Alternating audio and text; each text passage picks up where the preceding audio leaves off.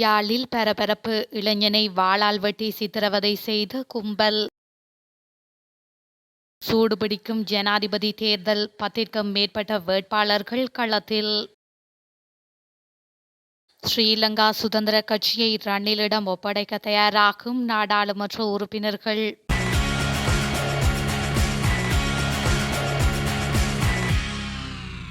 முன்னாள் ஜனாதிபதியும் ஸ்ரீலங்கா பொதுஜன பெரமுனவின் தலைவருமான மஹிந்த ராஜபக்ஷவை ஜனாதிபதியின் பணிமனைகளின் பிரதானி சாகல ரத்நாயக மற்றும் அமைச்சர் சுசில் பிரேமஜயந்த ஆகியோர் சந்தித்துள்ளனர். குறித்த சந்திப்பானது விஜயராமவில் உள்ள மஹிந்த ராஜபக்ஷவின் உத்தியோகபூர்வ இல்லத்தில் இடம்பெற்றுள்ளது. இதன்படி இந்த சந்திப்பில் எதிர்வரும் ஜனாதிபதி தேர்தலில் தற்போதைய ஜனாதிபதி ரணில் விக்ரமசிங்கவிற்கு ஸ்ரீலங்கா பொதுஜன பெரமுனவின் ஆதரவை பெறுவது குறித்து கலந்துரையாடப்பட்டுள்ளது. இந்த நிலையில் எதிர்வரும் திங்கட்கிழமை அரசியல் குழுக்களுடன் கலந்துரையாடி தனது முடிவை அறிவிப்பதாக மஹிந்த ராஜபக்ஷ தெரிவித்துள்ளார். இதேவேளை பொதுஜன பெரமுனவின் ஆதரவை சாகல ரத்நாயக்க மற்றும் சுசில் பிரேமஜயந்த ஆகியோர் ஜனாதிபதியிடம் வலுவாக கோரியுள்ளனர். ஸ்ரீலங்கா சுதந்திர கட்சியை ஒரு குழுவினர் ஜனாதிபதி ரணில் விக்ரமசிங்கவிடம் ஏலம் விட திட்டமிட்டுள்ளதாக முன்னாள் ஜனாதிபதி மைத்ரிபால ஸ்ரீசேன குற்றம் சுமத்தியுள்ளார். இன்று நடைபெற்ற விசேட ஊடக சந்திப்பின் போதே அவர் இந்த அறிவிப்பை விடுத்துள்ளார். விஜயதாச ராஜபக்ஷ தொடர்பில் நாடாளுமன்ற உறுப்பினர் தயாஸ்ரீ ஜெயசேகர நேற்று தெரிவித்த கருத்து தொடர்பில் விளக்கம் அளிக்கையிலேயே அவர் இதனை கூறியுள்ளார். விஜயதாச ராஜபக்ஷ சுதந்திர கட்சி உறுப்பினர்தான். அவருக்கு எதிராக முன்வைக்கப்படும் குற்றச்சாட்டுகளை நான் நிராகரிக்கின்றேன். நாட்டுக்காக துணிந்து செயல்படும் அரசியல்வாதியே அவர் எனவும் மைத்ரிபால மேலும் குறிப்பிட்டுள்ளார்.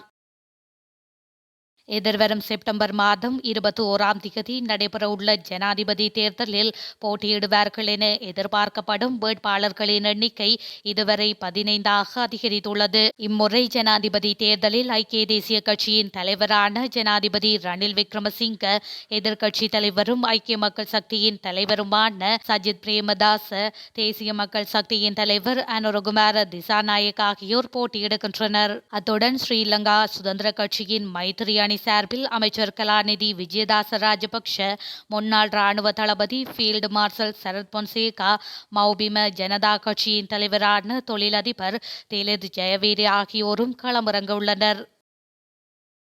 எதிர்வரும் ஜனாதிபதி தேர்தலில் ஸ்ரீலங்கா பொதுஜன பெரமுன எடுக்கும் நிலைப்பாடு தொடர்பில் இறுதி தீர்மானம் எடுக்கும் அதிகாரம் அக்கட்சியின் தலைவர் முன்னாள் ஜனாதிபதி மஹிந்த ராஜபக்ஷவிடம் ஒப்படைக்கப்பட்டுள்ளது. அதன்படி வரும் 29ஆம் திகதி கட்சியின் முடிவு அதிகாரப்பூர்வமாக அறிவிக்கப்பட உள்ளது.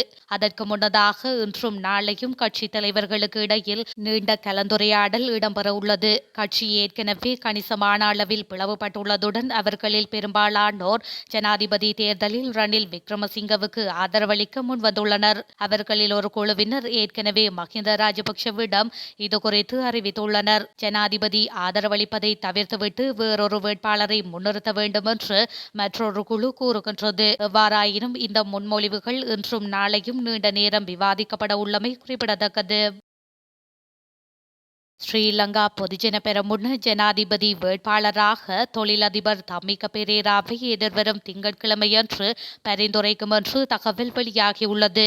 அத்துடன் கட்சியின் தேசிய அமைப்பாளர் நாமல் ராஜபக்ஷ பிரதமராக நியமிக்கப்படுவார் என்றும் தெரிவிக்கப்படுகின்றது. குறித்த தகவல்களை ராஜபக்ஷவின் விசுவாசியும் முன்னாள் ராஜதந்திரியுமான உதயங்க வீரதுங்க தெரிவித்துள்ளார். எனினும் இது தொடர்பாக கட்சியின் உத்தியோகபூர்வ தகவல்கள் எவையும் இதுவரை வெளியாகவில்லை. ஸ்ரீலங்கா பொதுஜன பெரமுனவின் ஜனாதிபதி வேட்பாளர் தொடர்பான தீர்மானம் எதிர்வரும் திங்கட்கிழமை எட்டப்பட உள்ளதாக கட்சியின் பொதுச் செயலாளர் சாகர காரியவசம் தெரிவித்துள்ளதாக தென்னிலங்கை ஊடகங்கள் குறிப்பிட்டுள்ளன. இதேவேளை 2024ஆம் ஆண்டுக்கான ஜனாதிபதி தேர்தலுக்கான திகதி மற்றும் வேட்பு மனுக்களை ஏற்றுக்கொள்ளும் திகதியை அறிவிக்கும் வர்த்தமானி அறிவித்தலையும் இலங்கை தேர்தல்கள் ஆணைக்குழு நேற்று வெளியிட்டுள்ளமை குறிப்பிடத்தக்கது.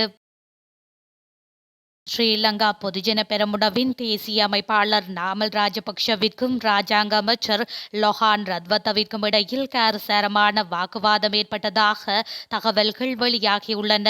கொழும்பில் உள்ள நாமல் ராஜபக்ஷவின் வீட்டிற்கு நேற்றிரவு சென்றிருந்த லொஹான் ரத்வத்தவுடனான வாக்குவாதம் அடிதடி வரை சென்று தடுக்கப்பட்டுள்ளதாக தெரிவிக்கப்படுகின்றது. வீட்டில் இருந்தவர்களின் தலையீட்டினால் மோதல் தடுக்கப்பட்டுள்ளதாக அரசியல் மட்ட தகவல்கள் தெரிவிக்கின்றன.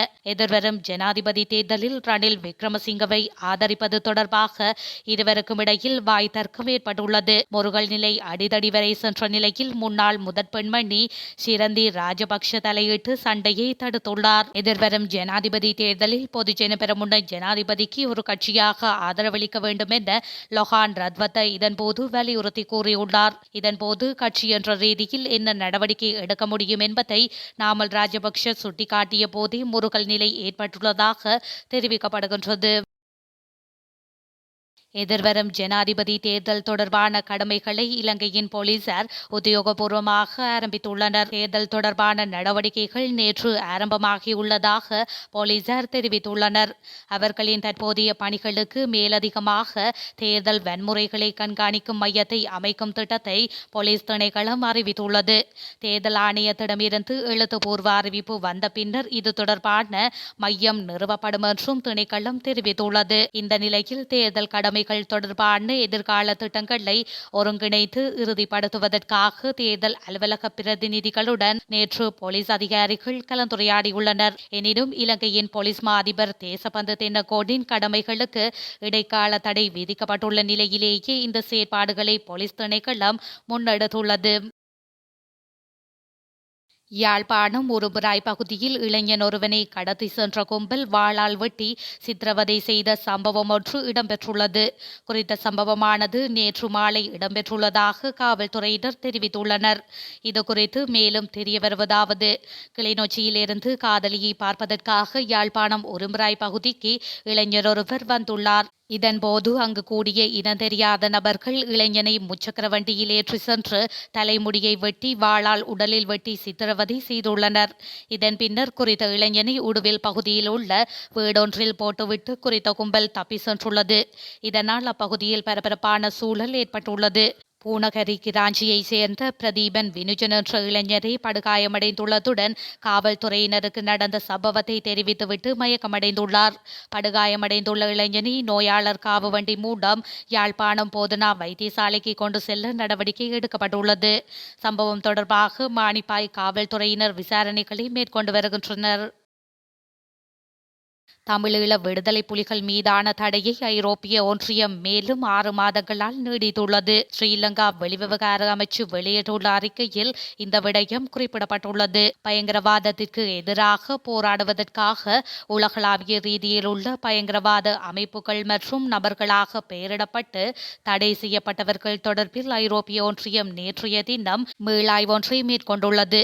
இதற்கமைய தமிழீழ விடுதலை புலிகள் அமைப்பு மீதான தடையை மேலும் 6 மாதங்கள் ஐரோப்பிய ஒன்றியம் நீடித்துள்ளதாக ஸ்ரீலங்கா வெளிவிவகார அமைச்சு தெரிவித்துள்ளது. இதன்படி தடை செய்யப்பட்ட அமைப்புகள் மற்றும் நபர்களின் நிதிகள் முடக்கப்படும் எனவும் குறித்த அமைப்புகள் தனிநபர்களுக்கு நிதி வழங்குவது தடை செய்யப்பட்டுள்ளதாகவும் தெரிவிக்கப்பட்டுள்ளது.